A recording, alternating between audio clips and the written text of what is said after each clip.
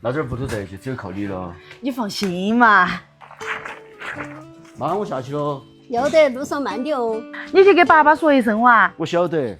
来，给我喝点水。哎，我叫这生儿哈。爸爸，我下去了。要得。爸爸，你要下去啦？哎，要注意到身体哦。没得事，下家好好做事情。要得，有啥子给我打电话。小强，好好听话，照顾到你家公。好，爸爸你慢点。妈，等他放这儿，一会儿我来洗。不怕得，一件衣服我2把就搓了的。小弟妹儿，哎，来，你把这个拿来放起。啥子？管道疏通剂。这个你买来整啥子？买来整啥子啊？用处大哦。我工地上卫生间下水道堵了，还有洗碗池堵了，都是用这个疏通的。你吹嘛？真的呀？我又不是没看到过，人家那些下水道堵了，都是花钱请人来整的。你不相信我试给你看嘛？我是不相信啊，哪儿有这种东西哦？我未必还喝你啊，拿个盆盆来。我没得时间。啥子东西？妈，你看哇，你买的管道疏通技术。管道疏通剂。妈，你梳头发还是吊对头绑的？有，咋个？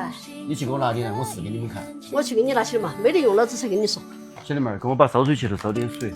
你呀，我拿个盆盆。你抓这个整啥子？我试给你们看了嘛。来，这点够了不？够了。哟，妈，你头发掉得凶狠嘛。掉得凶狠哦。小弟妹儿，给我把水端起来。我给你端起来嘛。妈，你们看了哈，把头发和菜叶子一起放在一起。咋个要用头发和菜子？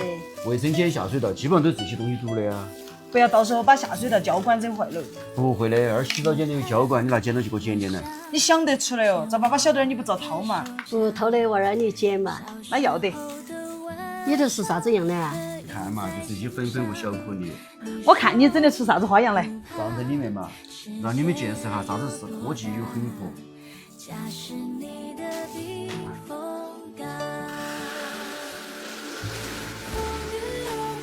哦，还会冒泡泡嘞。是啊。